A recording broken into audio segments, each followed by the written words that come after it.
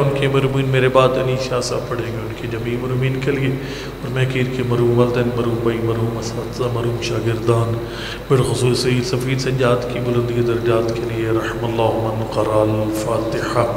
بسم اللہ الرحمن الرحیم، الحمد للہ رب العالمین، الرحمن الرحیم، مالک یوم الدین، ایاک نعبد و ایاک نستعین، اہدنا الصراط المستقیم، صراط الذین انعمت علیہم غیر المغضوب علیہم ولا الضالین۔ بسم اللہ الرحمن الرحیم، قل هو اللہ احد اللہ الصمد لم یلد ولم یولد ولم یکن له کفوا احد۔ بسم اللہ الرحمن الرحیم، قل هو اللہ احد اللہ الصمد لم یلد ولم یولد ولم یکن له کفوا احد۔ بسم اللہ الرحمن الرحیم، قل هو اللہ احد اللہ الصمد لم یلد ولم یولد ولم یکن له کفوا احد۔ اللهم اغفر للمؤمنين والمؤمنات والمسلمين والمسلمات الأحياء منهم والأموات، اللهم تابع بيننا وبينهم بالخيرات إنك مجيب الدعوات إنك على كل شيء قدير۔ صلوات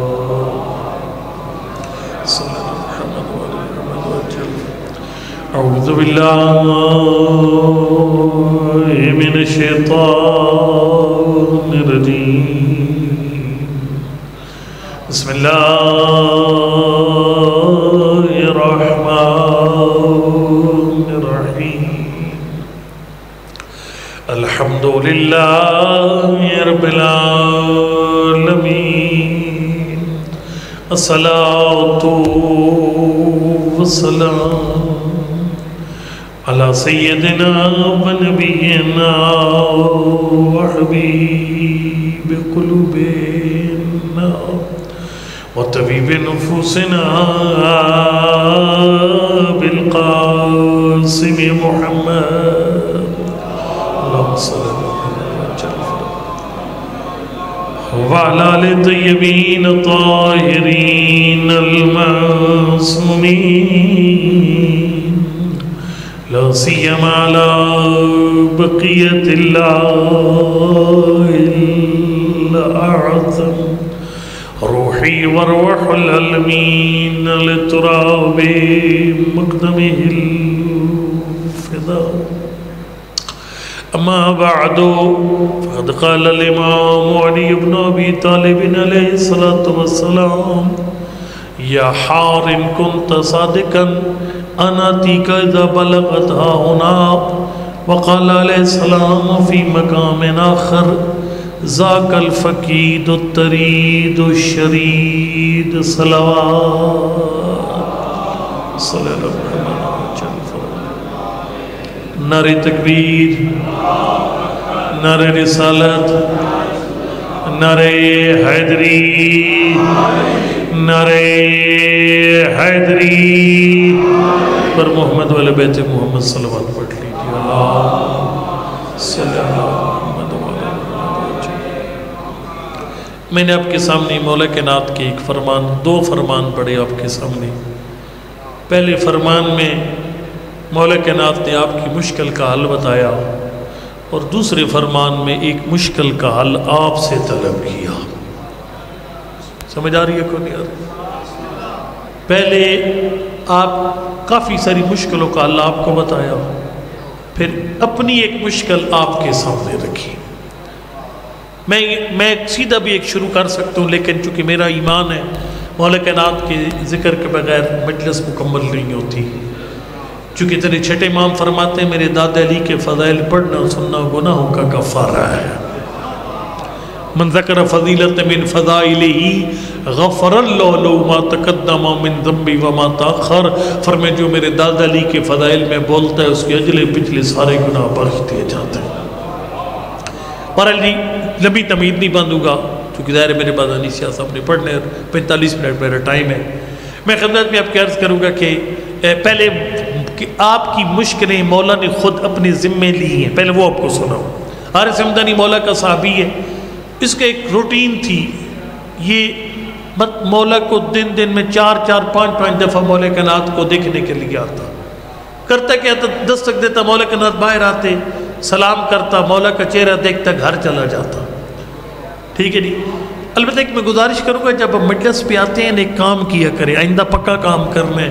آپ 14 کی محبت، خاص طور پر جناب سیدہ کی محبت کی نیت کر کے مجلس میں آیا کریں. پھر کہہ رہا ہوں، یہ میں رسمی جملہ نہیں کہہ رہا، یعنی گھر سے جب چلیں میں جناب سیدہ کی محبت میں ان کے بچوں کی مجلس میں جا رہا ہوں، یہ نیت کر کے چلا کریں گے. اس کا اللہ صلی اللہ علیہ وسلم. حارث ہمدانی جب 4-5 دفعہ آیا، سرکار نے فرمایا ما جابے کا یا حار، حارث ہمدانی تجھے کون سی شے بار بار اٹھا کر میرے دروازے پر لاتی ہے؟ حارث ہمدانی نے کہا حبک یا علی، مولا آپ کی محبت اٹھا کر لے آتی ہے. سمجھ آ رہی ہے کون ہے؟ آپ کی محبت اٹھا کر لے آتی ہے. یعنی وہ بندہ جب گھر سے چلتا تھا تو مولا کے نات کی عشق اور محبت کی نیت کر کے مولا کے دروازے پر آتا تھا. اس لیے کہا جب مجلس میں ہو تو جناب سیدہ کی محبت کی نیت کر کے مجلس میں آیا کرو. جب کہا نا کہ مولا مجھے آپ کی محبت آپ کے دروازے پر لاتی ہے، سرکار نے فرمایا ہار ان کنت صادقن، حارث ہمدانی اگر تو دعوے محبت میں سچا ہے، فرمایا انا آتی کا اذا بلغت ہا ہونا، فرمایا جب تیری سانس یہاں پہنچے گی علی تیرے سرانے موجود ہے. یہ پہلا موقع، آپ کی یہ مشکل مولا کائنات نے اپنے ذمہ لے لی. پھر فرمائندہ صراط، جب پلے صراط پر پیر پھسلیں گے علی تیرا ہاتھ پکڑ لے گا. پھر تیسرا فرمائندہ الحوض، حوض کوثر پر جب پیاسا ہوگا، پانی پانی کہہ رہا ہوگا، فرمایا علی ید اللہ ہاتھ سے کوثر کا جام تیری خدمت میں پیش کرتے. حارث ہمدانی کو 3 باتیں حضرت نے کی. اب سوال یہ کہ مولا کائنات موت کے وقت بھی تشریف لائیں. مولا کائنات اور الگ روایات ہیں، قبر میں بھی تشریف لاتے ہیں، الگ روایات ہیں. جی 5ویں امام نے ایک بندے کو کہا تھا کہ سرکار نے فرمایا کہ اذن ترد فی القبر علی محمد وعلی والحسن والحسین، تو اپنی قبر میں بعد میں آئے گا، تیرے 4 وارث تجھ سے پہلے تیری قبر میں موجود ہوں گے. ہر جگہ.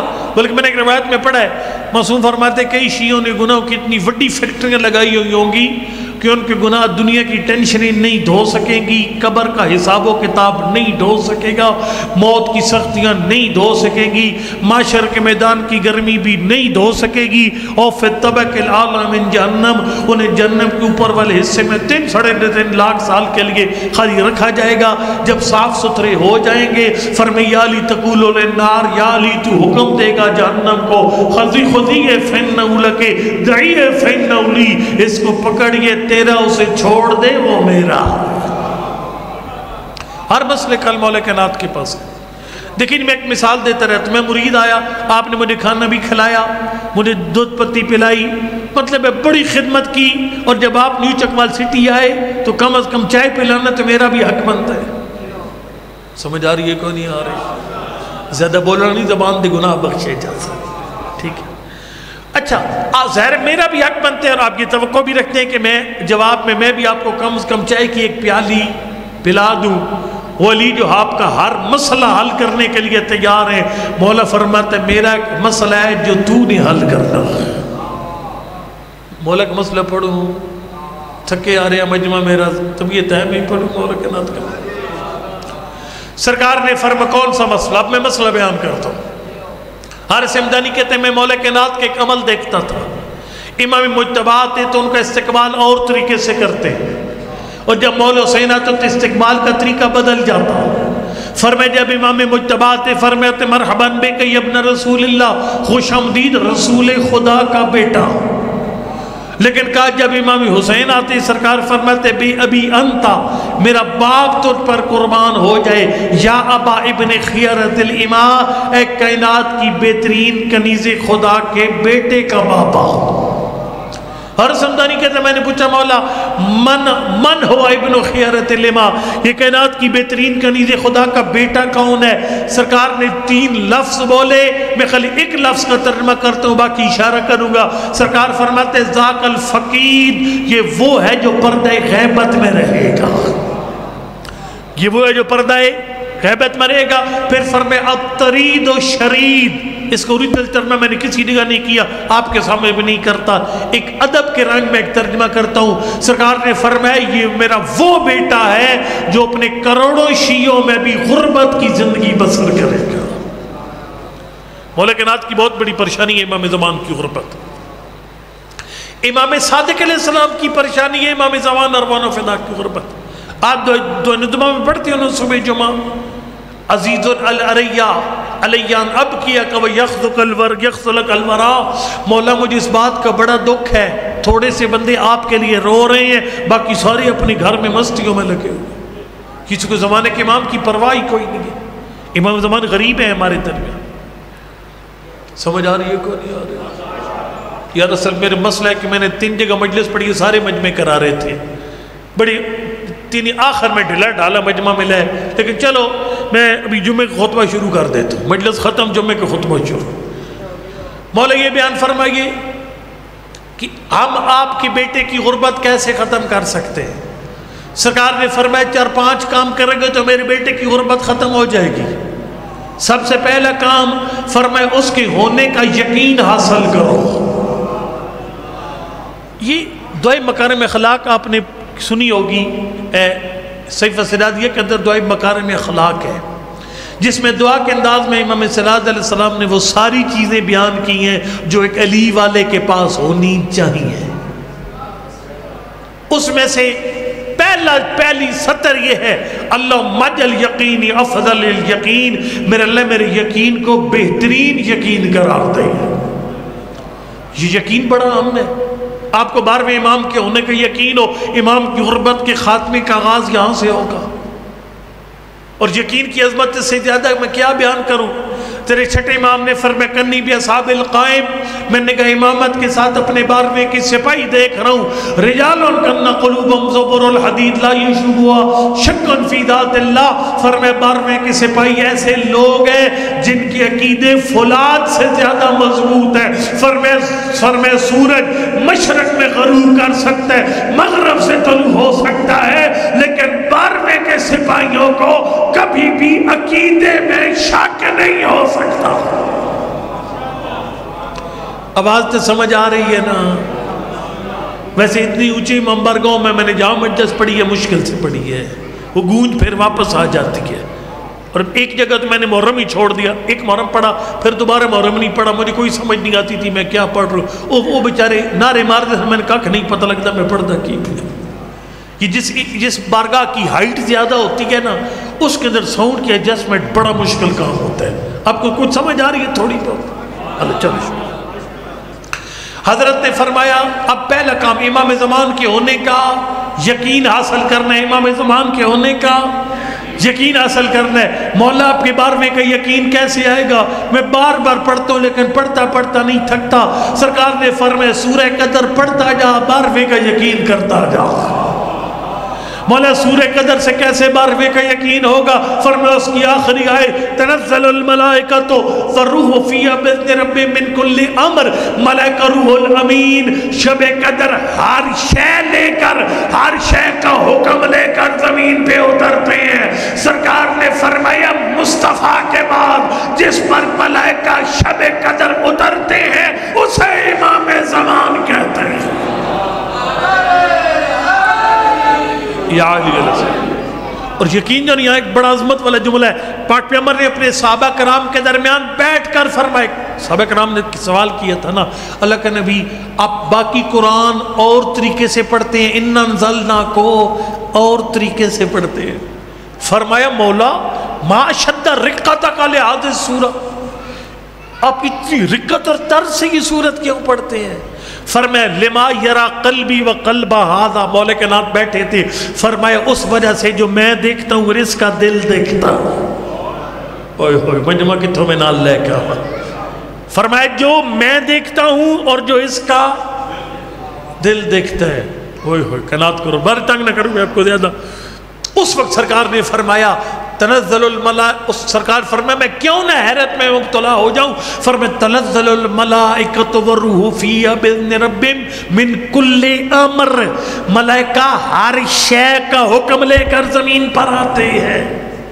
فرمایا حل بقی شیء خرج من ھذا، فرمایا اس کل امر سے کوئی شے باہر رہ گئی کا مولا نہیں رہ گئی. سرکار نے فرمایا پھر عظمت دیکھ امام زمان کی، اگلے سال تک کس نے حج پہ جانا ہے، کس نے نہیں جانا، کس نے کربلا چیلم کرنا ہے، کس نے نہیں کرنا، کسے اولاد ملے گی، کسے رزق ملے گا، کسے مال ملے گی.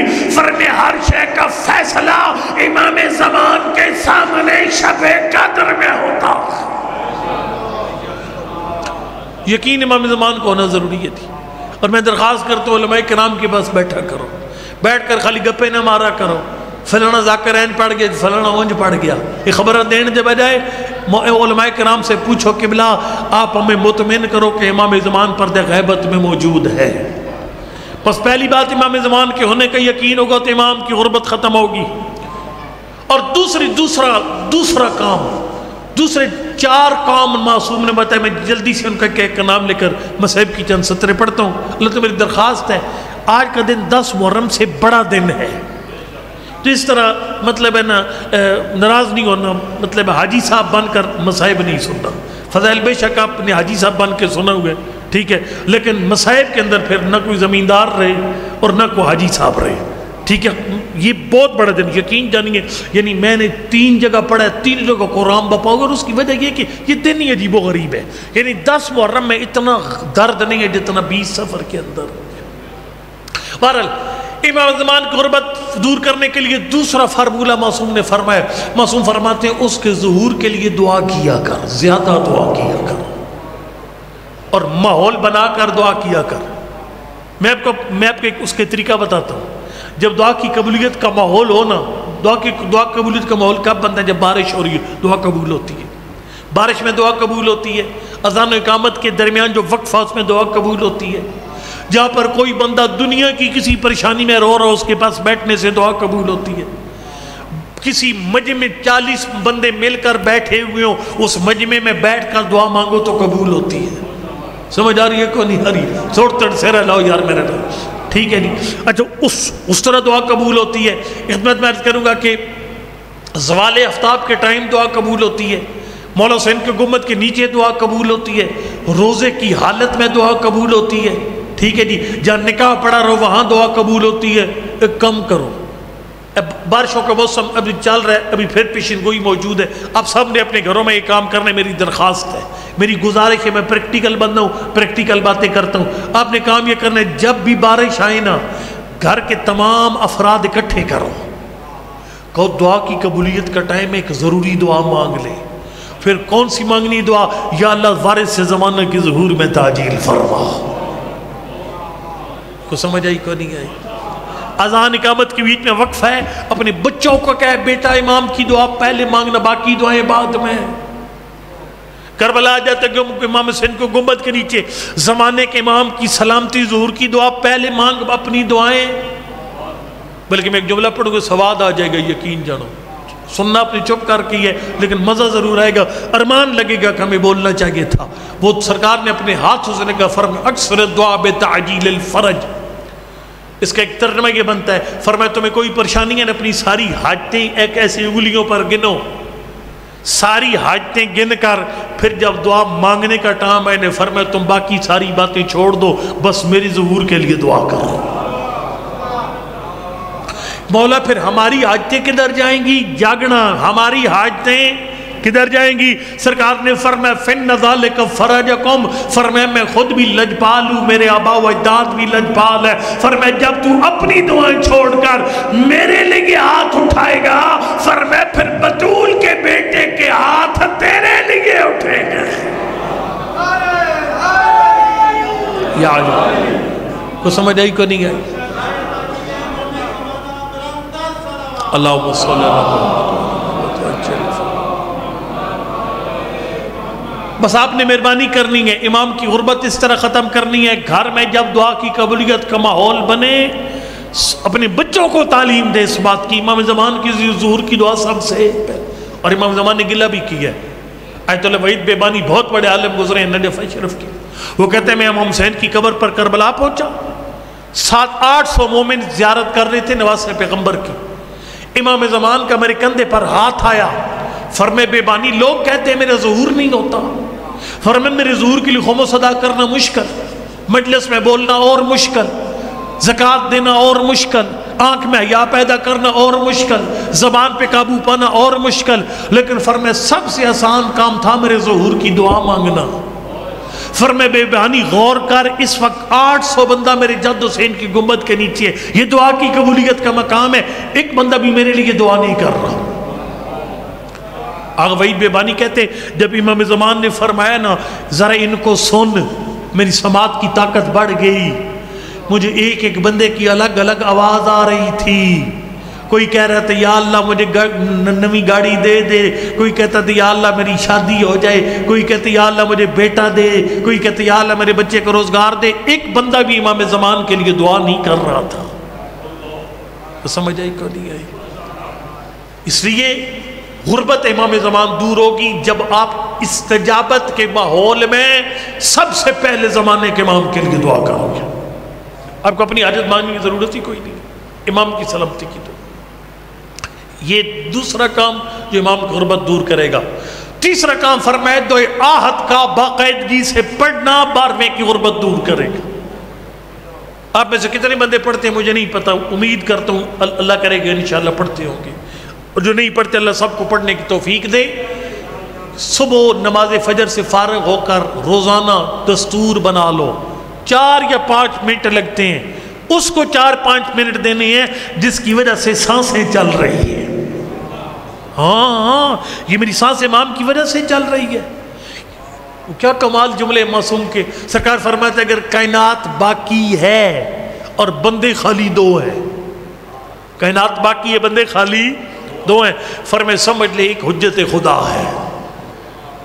چونکہ حجت خدا کے بغیر کائنات باقی نہیں رہ سکتی، کائنات باقی نہیں رہ سکتی. اللہ اکبر. چلو میں خدمت میں عرض کروں گا کہ امام زمان اور مونا فدا کے لیے دعا، دل سے دعا، اور پھر دعائے عہد کا پڑھنا. فرمایا 40 دن تک جو بندے صادق امام فرماتے ہیں دعا عہد پڑھتا ہے، ایک ایک لفظ کے بدلے میں دعائے عہد کے 1000 گناہ بخشے جاتے ہیں، 1000 نیکیاں لکھی جاتی ہیں.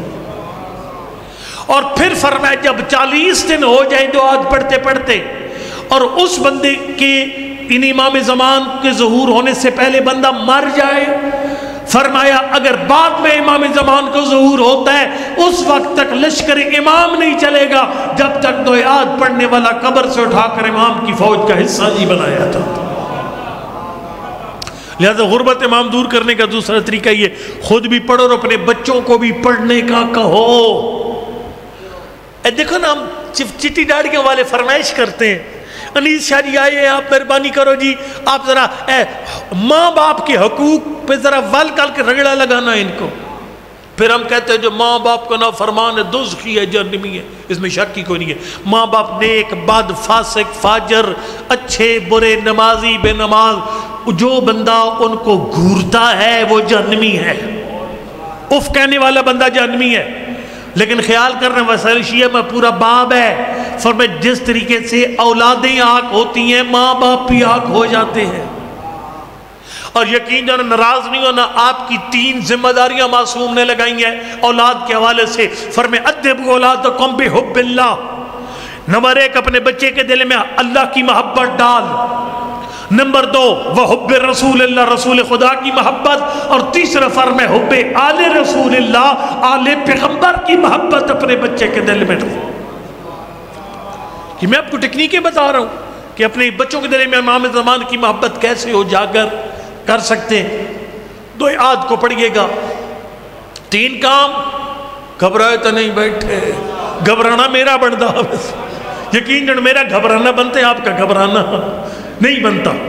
فرمایا یہ 3 کام. چوتھا کام سرکار نے فرمایا اس کی سلامتی کا صدقہ دو. روزانہ سلامت. اور اس کے طریقہ ایک میں بتانے لگا ہوں. دیکھیں یہ جو ایک خواجگان ہے، ایک قوم ہے، ان کی بڑی خدمات ہیں، یعنی کئی پورے مدرسے بنائے، ہاسپٹل بنا کھڑے کر دیے۔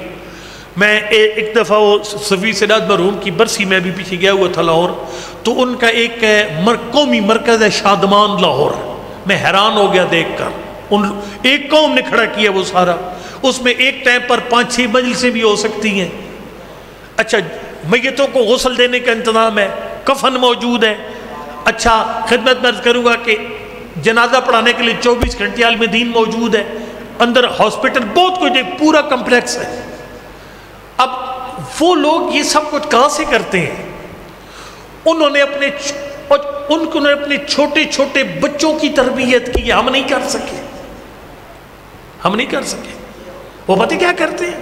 وہ کرتے ہی ہیں، چھوٹے بچے کو خمس کی تاریخ سے 4-5 دن پہلے اس کو وہ 500 روپیہ دے دیتے، بیٹا یہ آپ کا جیب خرچ ہے۔ 3 دن بعد جب خمس کی تاریخ آ جاتی ہے، وہ پوچھے بیٹا وہ جو پیسے دیے سے خرچ کتنے کیے، بچے کتنے؟ بچہ فرض کرو کہتا ہے بابا میں نے وہ 300 روپیہ کھا لیا، 200 بچ گیا۔ بیٹا چونکہ خمس کی تاریخ ہے، 200 کو 5 پہ تقسیم کر۔ وہ بچہ چھوٹا اپنے ہاتھوں سے 40 روپے جب خمس دیتا ہے نا، سرکار اس کو بڑا کر خمس کا پابند بنوانے کے لیے مجلس کی ضرورت نہیں رہتی ہے۔ تو سمجھ آئی کہ نہیں ہے؟ میری درخواست ہے، خدا رب شک چپ چاپ کر کے سنو، لیکن میری بات دل پہ لکھنی ہے، اپنے گھروں میں یہ ماحول بناؤ۔ توجہ، آپ مطلب 5-5 روپے کے سکے بازار سے لے لو، چینج کروا لو، 10-10 روپے کی پرچیاں بازار سے لے لو، اور آپ کے یہ چھوٹے بچے جتنے یہ صبح جب سکول جانے لگے نا، گھر میں ڈبہ رکھو سلامتی امام زمان کا، بچے کا کو بیٹا پہلے امام زمانہ کی سلامتی کا صدقہ ڈال پھر سکول جاؤ۔ گل سمجھنا چاہیے کون نہیں ہے؟ میرا تھوڑا جاگنا شروع ہو گیا، مزاج ملنا شروع ہو گیا ہے۔ آپ اور پھر خود بھی یہ کام کریں، جو دکاندار دکان پہ سلامتی امام زمان کا صدقہ ڈالے پھر جائے، جو بندہ ہل چلانے جا رہا ہے وہ پہلے امام زمان کی سلامتی کا صدقہ ڈالے پھر جائے۔ یقین جان تیرے اس بچے کے دل میں بچپن سے ہی امام زمان کی محبت کا چراغ روشن ہو جائے گا، اور اس کا فائدہ بھی بڑا ہے۔ آپ کا امام برگاہ بنا، اس امام برگاہ پر کروڑ روپیہ لگا، فرض کرو اس میں سے ایک بندے نے 50 لاکھ دیا ہوا ہے۔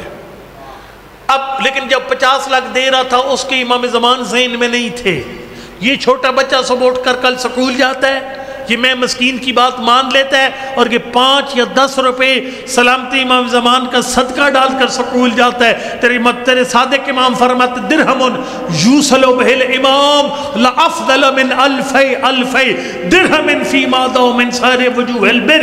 سرکار فرماتے ہیں وہ 1 روپیہ جو سلامتی امام زمان کی نیت کر کے صدقہ دیا جائے وہ 10 لاکھ سے افضل ہے جو سلامتی امام کی نیت کیے بغیر رائے خدا میں خرچ کیا جائے،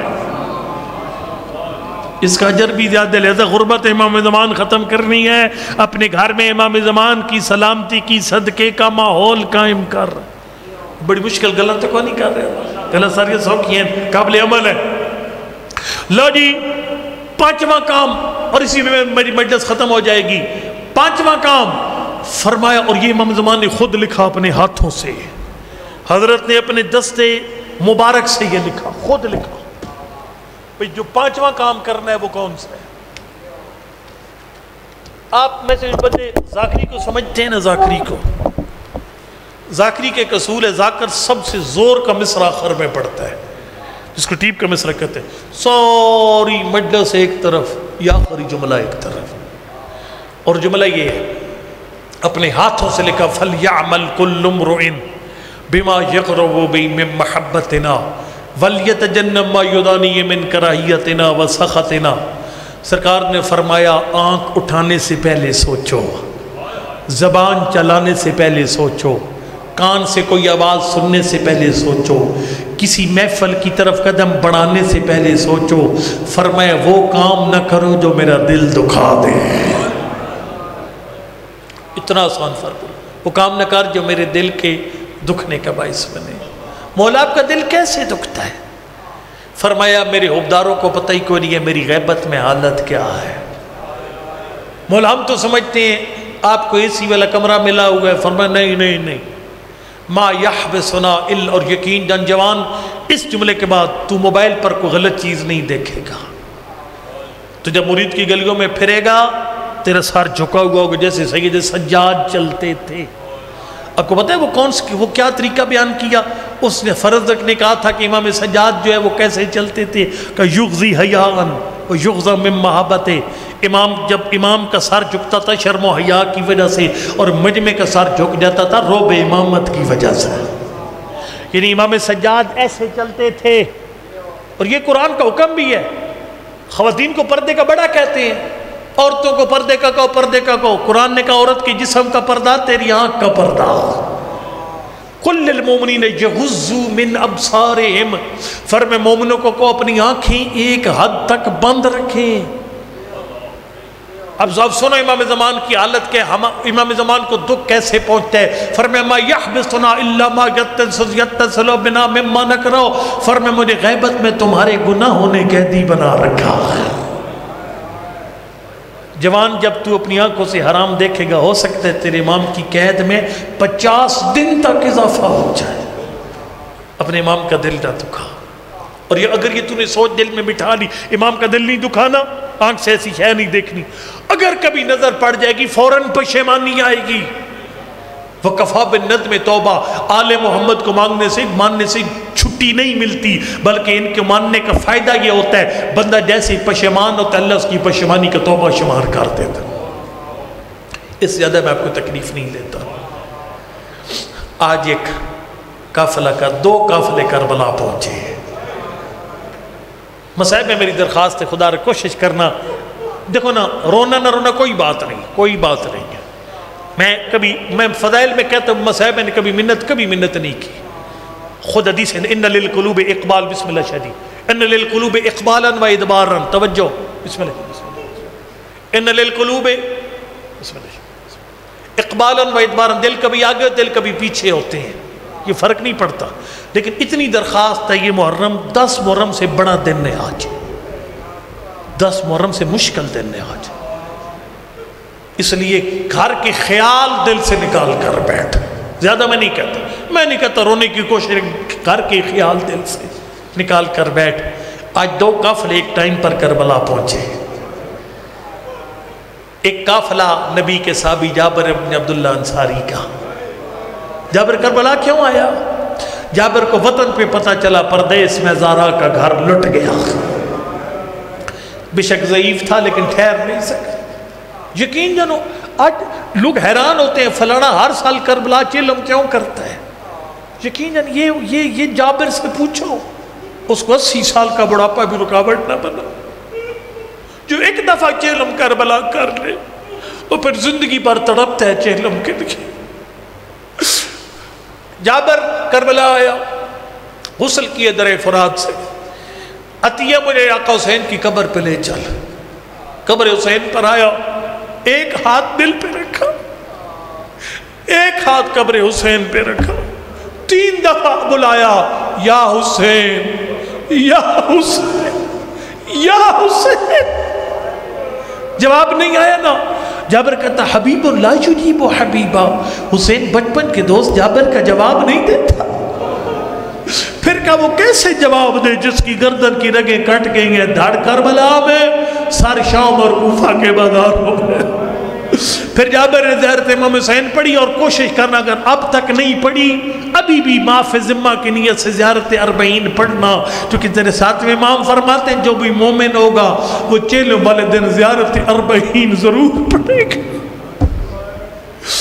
جابر جب زیارت پڑھ چکا نا، عطیہ نے کہا جابر لگتا ہے شام کی طرف سے کوئی قافلہ کربلا میں داخل ہو رہا۔ عطیہ جا دیکھ، اگر عمر سعد کے فوجی ہوئے میں اپنے آپ کو قبروں میں چھپا دوں گا، اور اگر مولا حسین کا گزوار ہوا مل کر غریب کا چیلم منائیں گے۔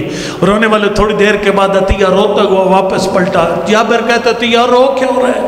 عطیہ کہتا ہے جابر نہ کوئی لوٹنے والا ہے نہ کوئی فوجی ہے، تیرا اور میرا مولا سجاد اپنی پھوپھیوں کے ساتھ شام فتح کر کے کربلا کی سرحد پہ مولا سجاد کربلا کی سرحد پہ آگے۔ ذاکر بالکل غلط پڑھتے، ٹوٹلی غلط پڑھتے ہیں، وہ توہین ہے، جھوٹ ہے جو پڑھا جاتا ہے جابر مجاور تو اس نے کہا قیدی مولا بن گئے، واللہ مار کے لنگ جا گیا پردہ دار لا، نہیں جابر نے کو نہیں جھڑکا۔ حدیث سے قصہ کا راوی ہے نبی کا بوڑھا صحابی، جب پتہ چلے امام سجاد آگے کہتی ہے زمانے کے امام ہے، استقبال واجب، میرا ہاتھ پکڑنا میں آگے دوڑ کر نبی کے بیٹے کا استقبال کروں۔ اللہ جلتا تیہ دوڑا، جاتیہ کو جابر کو لے کر دوڑا مولا سجاد کی سواری کے پاس آئے نا، اور 10 محرم کے بعد یہ پہلی دفعہ ہوا کسی نے عزت کے ساتھ سجاد کو زین سے زمین پہ اتارا، وگرنہ پورے سفر شام میں سوار کیا جاتا، نیزے مار کر اتارا جاتا، تازیانے مار کر۔ اجرکم اللہ۔ میں مصائب کے بارے میں، میرے ایک اپنا عقیدہ ہے مصائب کے بارے میں کہتا ہوں مصائب ہمارے پڑھتے پڑھتے ہیں، ذاکر بھائی کہتے ہیں غم نہیں فن ہے، لیکن اب اس کو فن سے بڑھا کر تجارت بنا دی ہے، اور اسی بی بی زارا کا دل دکھتا ہے جو آج مصائب کا ماحول بنا ہوگا۔ میں ویڈیوز دیکھ کر مجھے افسوس لگتا ہے۔ اللہ اکبر، میرا اپنا عقیدہ اور ایمان یہ ہے مصائب پڑھے یا سنے نہیں جاتے، مصائب محسوس کیے جاتے ہیں۔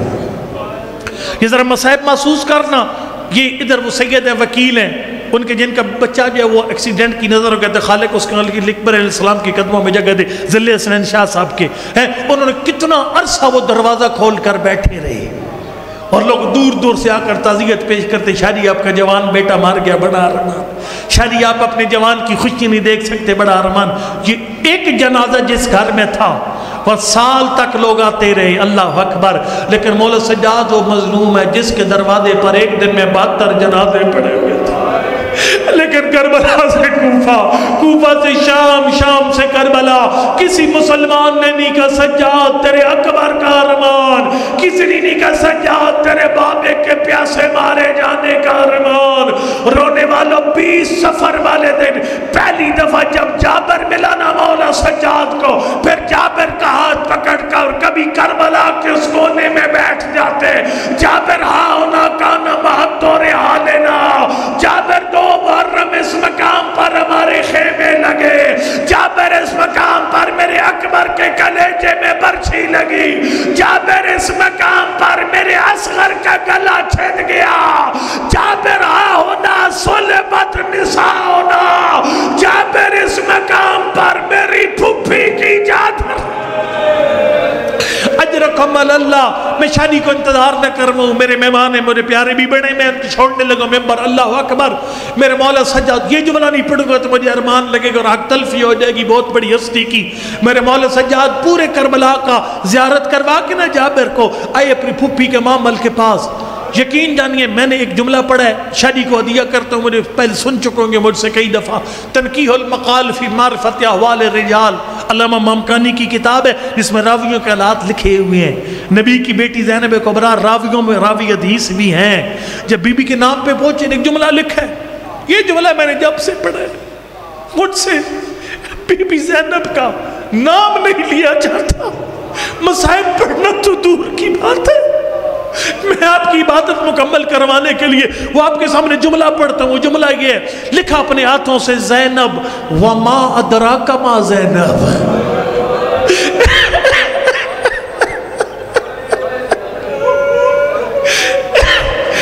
انسان جس طرح تو شب قدر کو نہیں سمجھ سکتا تو زینب کو بھی نہیں سمجھ سکتا۔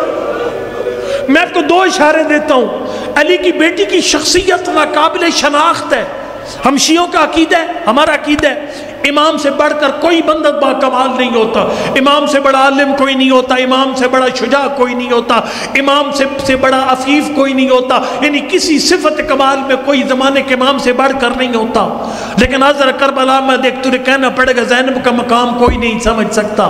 یاد ہے مولا حسین کی لاش ٹکڑوں میں بٹی ہوئی تھی، وہ جو جبریل کے پر پہ سونے والا حسین، وہ جس کا میکائیل جھولا جلاتا تھا وہ حسین، وہ جو مور نبوت کا سوار، اس حسین کی لاش کی حالت کیا تھی؟ لاش ٹکڑوں میں بٹی تھی، اوپر پتھروں کا ڈھیر، ٹوٹی تلواروں کا ڈھیر۔ جب بابے کی لاش کی حالت دیکھی، اللہ جانتے سجاد امام ہے، مرد ہے، لیکن امام کے چہرے پہ موت کی زردی آ گئی۔ زینب نے اپنے آپ کو بھی سنبھالا، اونٹ کی پشت سے آواز دی، یا بقیت الماضین مالی اراک تجود بنفسک، او میرے گزشتہ کی نشانی، اگر تو مر گیا پھپھیوں کا اثر کون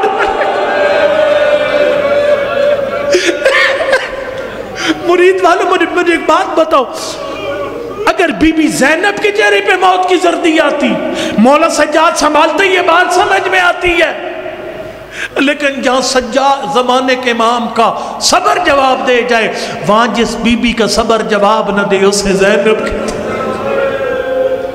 میں جملے پڑھتا جاؤں اور آپ کہتے جو کہ میں مقام زینب کو کوئی بندہ مقام زینب نہیں سمجھ سکتا۔ دوسرا موقع کب آیا؟ ابھی آج کربلا میں موقع آیا۔ اگر خواتین سن رہی ہیں ان کو میری بات اچھے سمجھ آئے گی۔ خاتون کے رشتے ہوتے ہیں، پہلے بیٹی ہوتی ہے، پھر بیوی بنتی ہے، پھر ماں۔ اسے ماں بننے سے پہلے سارے رشتے یاد ہوتے ہیں، لیکن جب ماں بن جاتی ہے پھر سارے رشتے بلا دیتی ہے۔ بیٹے یاد ہوتے ہیں، بھائی یاد نہیں رہتے، بیٹیاں یاد ہوتی ہیں، بہنیں یاد نہیں رہتی۔ مولا سجاد ہے پھوپھی اماں کس قبر پر لے کر جاؤں گا؟ پتہ نہیں کون میرے جملہ سن رہے، کس قبر پہ لے کے جاؤں؟ علی کی بیٹی تیری معرفت امامت کو سلام، نہیں کہا سجاد مجھے میرے اون کی قبر پہ لے چل، نہیں کہا مجھے میرے محمد کی قبر پہ لے چل، فرمائے سجاد جلدی کر مجھے میرے حسین کی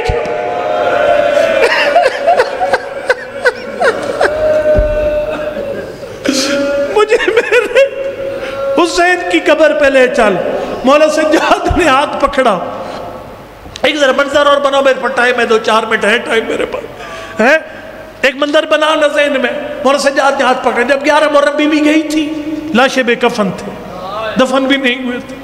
آج جیلم کا دن ہے، آج علی کی بیٹی پہلی دفعہ حسین کی تیار قبر پر آئی۔ مولا سجاد نے ہاتھ پکڑا ہوا، جب آئی نا قبر حسین، علی کی بیٹی کی رو رو کر آنکھوں کی بینائی ختم ہو گئی تھی۔ جس کی بینائی کمزور ہوتی ہے 2 طریقوں سے قرآن پڑھتا ہے، یا قرآن پہ جھکتا ہے یا قرآن کو آنکھوں کے قریب کرتا ہے۔ علی کی بیٹی قبر حسین پر اتنا جھکی، اتنا جھکی، اتنا جھکی، زینب کی آنکھیں قبر حسین کے قریب ہوگی۔ اب علی کی بیٹی نے جب خاک ہٹائی نا، نیچے تعارف لکھا ہوا تھا، غش کھا کے زمین پہ گر پڑی۔ سنے گا کیا تعارف لکھا ہوا تھا؟ وہ جو مولا حسین نے، یاد ہے نا، جو بنی اسد کو ساتھ ملا کر لاشیں دفن کروائیں، آخر میں فرمائے چٹائی کا انتظام کر دو۔ پتہ نہیں میں کیا پڑھ رہا ہوں تیرے سامنے۔ چٹائی آئی، مولا چٹائی پہ کیا کریں؟ مولا لاش نظر کو نہیں آ رہی، فرمایا تم نہیں دیکھ رہے، میرے بابا کی لاش پورے صحرائے کربلا میں بکھر گئی ہے۔ چٹائی بٹھا کر جتنے ٹکڑے ملے تھے نا سجاد کو، وہ چٹائی پر رکھ کر، چٹائی قبر میں رکھ کر، تعویذ قبر بند کر کے اوپر جملہ لکھا۔ وہ جملہ زینب نے پڑھا، غش کھر گئی۔ وہ کون سا جملہ تھا؟ ھذا قبر الحسین ابن علی، یہ اس مظلوم کی قبر ہے الذی قتلوہ عطشانا، اور جو بہتے دریا کے کنارے 3 دن کا پیاسا مارا گیا، وحیدن فریدا، جس کے قاتل کا ہاتھ روکنے والا کوئی نہیں تھا۔ اجرکم اللہ، سارا مضمون چھوڑ دیا۔ مجھے اپنے ٹائم کا اندازہ، میں شریک کو بھی انتظار نہیں کرواؤں گا، میرے مہمان، میرے محترم ہے۔ اللہ اکبر، 3 دن تک علی کی بیٹی بھائیوں کی مہمان رہی، لیکن حالت ایسی تھی پردہ داروں کی۔ مولا سجاد نے تیسرے دن کا بی بی وطن کی تیاری کرو، میرا پڑھنا آسان، تیرا سننا آسان۔ اللہ کہتے ہیں میں تو کربلا چھوڑتے ہیں کلیجہ منہ کو آتا ہے، اتنا بتا زینب نے کربلا کو کیسے چھوڑا؟ یہ کہہ کر کربلا سے چل پڑی۔ حسین تیرے امام بیٹے کا حکم نہ ہوتا زینب کبھی تیری قبر چھوڑ کر نہ جاتی۔ شادی بھی مشہد پڑے ہوئے ہیں، میں نے قوم میں پڑھا ہے۔ ہم لوگ جب ایران سے چلتے تھے نا، بڑی تھکاوٹ، لیکن جیسے جیسے وطن قریب آتا خوش ہوتے تھے۔ اماں ملے گی، والد صاحب ملیں گے، بہنیں بھائی دوست ملیں گے، تھکاوٹ ختم ہو جائے گی۔ لیکن یہ کائنات کی پہلی مسافر بی بی ہے، کربلا سے چلی مدینہ۔ جیسے جیسے مدینہ قریب آ رہا تھا زینب کے دکھ بڑھتے جا رہے تھے۔ میں 2014 میں گیا تھا حج پہ اپنے مرشد قبلہ ظہور حسین خان صاحب کے ساتھ۔ خان صاحب نے ہمیں ایک سید ٹیکسی والا دیا جو مدینہ کا رہائشی تھا، اس نے سارے مدینہ کی زیارتیں کروائیں۔ اس نے مجھے جانتا تھا کہ میں مدرسے کا طالب علم ہوں، اس نے مجھے کہا مولانا میں آپ کو خاص چیز دکھاتا ہوں۔ کہا سعودیہ والوں نے آل محمد کی ساری نشانیاں مٹا دی ہیں، لیکن ایک نشانی کوئی نہیں مٹائی۔ وہ کون سی نشانی؟ کہا جب مولا سجاد نے قافلہ روک دیا تھا، پتہ نہیں میں نے کیسے پڑھا، اپنے سن کیسے لیا، جب مولا سجاد نے قافلہ روک دیا تھا۔ قافلہ کہاں روکا؟ اور میں نے دیکھا ایک محراب بنا ہوا تھا، ایک چھوٹا سا کمرہ تھا، اس جگہ کا سائز یہ بتاتا تھا جو قافلہ بچا تھا وہ کو بڑا قافلہ نہیں تھا، کو بچا جو بڑا قافلہ گنتی نہیں پتہ لیکن بڑا قافلہ نہیں تھا۔ اللہ اکبر۔ مولا سجاد نے قافلہ کیوں روکا؟ جب مدینہ کی دیواریں نظر آئی نا، علی کی بیٹی نے پوچھا بیٹا یہ کون سا شہر ہے؟ اماں مدینہ آ گیا۔ سجاد نے کہا نا مدینہ آ گیا۔ زینب نے نوحہ پڑھا، سجاد نے قافلہ روک دیا، فرمایا مدینہ تجدنا لا تقبلینا، اور نانا کے شہر زینب کو قبول نہ کر۔ علی کی بیٹی دنیا کا ہر مسافر وطن آ کر خوش ہوتا ہے، آپ کیوں کہہ رہی ہے مدینہ مجھے قبول نہ کر؟ فرمایا خرجنا من کے بالاہلین جمع رجانا لا رجال ولا بنینا۔ مدینہ تنہیں یاد ہوگا 28 رجب جب میں چلی تھی، ادھر بھائیوں کی قطار ادھر بھتیجوں کی صف میرے ساتھ تھی۔ مدینہ دیکھ لے سجاد کے علاوہ سارے قربان، اجر و کمل اللہ میں سارا قافلہ قربان کر رہی۔ اللہ اکبر۔ مولا سجاد فرمایا بشیر اگر اس حال میں پھوپھی کو لے کر جاؤں گا میری پھوپھی مار جائے گی، جب مدینہ میں نوحہ پڑھ کے اعلان کر مدینہ کے سردار اجڑ کے واپس آگے، میں کچھ نہیں پڑھتا اس سے آگے۔ بشیر نے اعلان کیا، بشیر کہتے میرا اعلان ختم ہوا، میں نے دیکھا عجیب حالت تھی، عورتوں کے سر پہ چادریں نہیں ہیں، پاؤں میں نالین نہیں ہے، مرد پا برے نہ سر برے نہ دوڑے، مرد مولا سجاد کے خیمے کی طرف، پردہ بی بی زینب کبریٰ کے خیمے کی طرف۔ 3 دن تک مدینہ کے بعد پرسا ہوا، 5 ربیع الاول، 6 ربیع الاول، 7 ربیع الاول، تیسرے دن مولا سجاد نے قافلہ مدینہ داخل کیا۔ اب کام کریں جتنے مرمین آپ سب کے شاہ جی کے مرمین میں عقیر کے اور دیگر علماء کرام پڑھ گئے، سارے مرمین آج مہمان بن جائیں گے اللہ اکبر سید الشہداء کے۔ ہمارے مرحوم عرض کریں گے آقا کیوں تکلیف فرمائی؟ فرمائے دیکھو میرے چہلم کی مجلس پڑھی جا رہی تھی، دوران مجلس سب نے مل کر میرے شام کے تھکے ہوئے لٹے ہوئے بچے ہوئے قافلے پہ سلام کیا۔ اس مجلس میں تیرے بیٹا تیرے بھائی تیری بہن موجود تھی، میں حسین اسی سلام کا جواب دینے تیری قبر میں آ گیا۔ السلام علیہ، جو اگلے سال کربلا چیلم کرنا چاہتا ہے میرے ساتھ پڑھے، حسین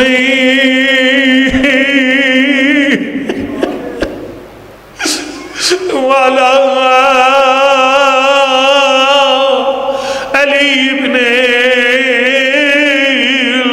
الحسین والا اولاد الحسین والا اخوات الحسین۔ 7 یا 8 ربیع الاول کا دن تھا جب مولا سجاد نے پھوپھی کے ہاتھوں کو پکڑا ہوا تھا۔ اللہ جات علی کی بیٹی کا حق بنتا تھا بی بی اپنے گھر جاتی، لیکن میں حیران ہو گیا، سال کے بعد واپس آئی یا 2 سال کے بعد واپس آئی، زینب اپنے گھر نہیں گئی، سیدھی نانا کی قبر پر گئی۔ میں جملہ نہیں سمجھا سکا، حق بنتا تھا، بیٹیاں راہ دیکھ رہی تھی اپنی ماں کی، لیکن زینب گھر نہیں گئی، سیدھی نانا کی قبر، لیکن خود نانا کی قبر پہ نہیں آئی۔ مولا سجاد نے ہاتھوں کو پکڑا ہوا تھا، جب نبی کی زری کی چوکھٹ آئی، علی کی بیٹی کہتی ہے سجاد میرے ہاتھوں کو چھوڑ دے۔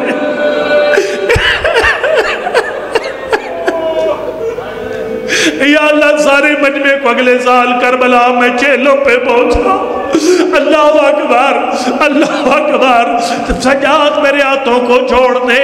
اللہ جاتے کو قیامت کا منظر تھا جب مولا سجاد نے پھوپھی کے ہاتھوں کو چھوڑا، میری آقازادی نے زخمی ہاتھوں کے ساتھ نانا کی زری کی چوکھٹ پکڑی، جو تھک نہیں گیا۔ نانا کی قبر پر آ کر شام کی تھکی بی بی نے پہلا جملہ ارشاد فرمایا، فرمایا سلام علیکہ یا جدہ، یعنی نانا شام کی مسافر بیٹی کا سلام۔ فرمینی نایتن الیکا ولدک الحسین، یعنی نانا زینب تیری قبر پر ایک دکھ بیان کرنے کے لیے آئی ہے۔ جتنا میرا مصائب کا تجربہ ہے، میرا ذہن کہتا تھا زینب شرابی کا دربار پڑے گی، اگر شرابی کا دربار نہ پڑا شام غریبہ پڑے گی، شام غریبہ نہ پڑا تو 11 محرم پڑے گی، لیکن میں حیران ہو گیا زینب نے نہ شام غریبہ پڑی، نہ 11 محرم، نہ شرابی کا دربار، پھر کون سا مصائب پڑا؟ فرمائے نانا تجھے یاد ہوگا جب بھی حسین تیری مسجد میں آتا نانا تو اپنا منبر چھوڑ دیتا، دوڑ کے اپنے لال کا استقبال کرتا، پھر کبھی حسین کے ہونٹوں پہ بوسے دیتا، کبھی غریب کے سینے پہ بوسے دیتا۔ فرمائے نانا تیری 2 جگہ بوسہ گا تھی، ایک حسین کے ہونٹوں پہ بوسے دیتا، ایک سینے پہ بوسے دیتا۔ نانا ایک منظر میں نے شام میں دیکھا ہے، کربلا میں دیکھا تھا کہ نہیں یار اللہ اکبر، فرمائے شام میں منظر دیکھا، ظالم کے ہاتھ میں خضران کی چھڑی تھی، بار بار تیری بوسہ گا کی بے حرمتی کرتا تھا، لیکن فرمائے نانا جو میں نے کربلا میں دیکھا حد ہو گئی۔ بی بی کیا دیکھا کربلا میں؟ فرمایا 10 محرم کا دن تھا، 70 قدم کا فاصلہ، فرمایا میری زینب نے اپنی آنکھوں سے دیکھا وَشِمْرُ جَالِسٌ عَلَىٰ صَدْرِ الْحُسَيْنِ، نانا تیری بوسہ گا تھی اسی سینے پہ شمر سب اجرکم اللہ۔ آخری جملات اٹھا دعا کے لیے شرم نہ کر میرا مالک، جتنا مجمع بیٹھے سب کو امام زمانہ کی غربت ختم کرنے کی توفیق عنایت فرما۔ پروردگار میں حقیر سمیت میری فیملی سمیت سارے مجمع کو اگلے سال کا چہلم کربلا میں نصیب فرما۔ ہاتھ اٹھا دعا کے لیے روایت 40 مومن مل کر مانگتے، سارے جھولیاں بھر لیتے۔ پروردگار مجھے نہیں پتا کون سا مومن اولاد مانگنے آیا، مجھے نہیں پتا کون سا مومن بیمار کی شفا مانگنے آیا، میرا مالک کسی مومن کو خالی ہاتھ نہ اٹھا۔ تو نے اس وقت کا واسطہ جب زینب رات کی تاریکی میں اماں زہرا کی قبر پر آئی، فرمایا اماں میرا ایک تو خیس ہے جو میں نے کربلا میں حسین کے سامنے بیان نہیں کیا، مدینہ میں نانا کی قبر پہ بیان نہیں کیا، لیکن اگر زینب تیرے سامنے دکھ بیان نہیں کرے گی اماں میرا جگر پھٹ جائے گا۔ اگر کوئی ماتمی بندہ بیٹھا ہے سر اٹھانا، سنے گا زینب نے اماں کی قبر پہ کون سا مصائب پڑا۔ فرمایا فاطمہ ما قد لکیت من عداک ولا کراتا مما قد لکینا، یعنی اماں تجھے ایک تازیانہ مارا گیا، اماں تیرا بازو ٹوٹ گیا،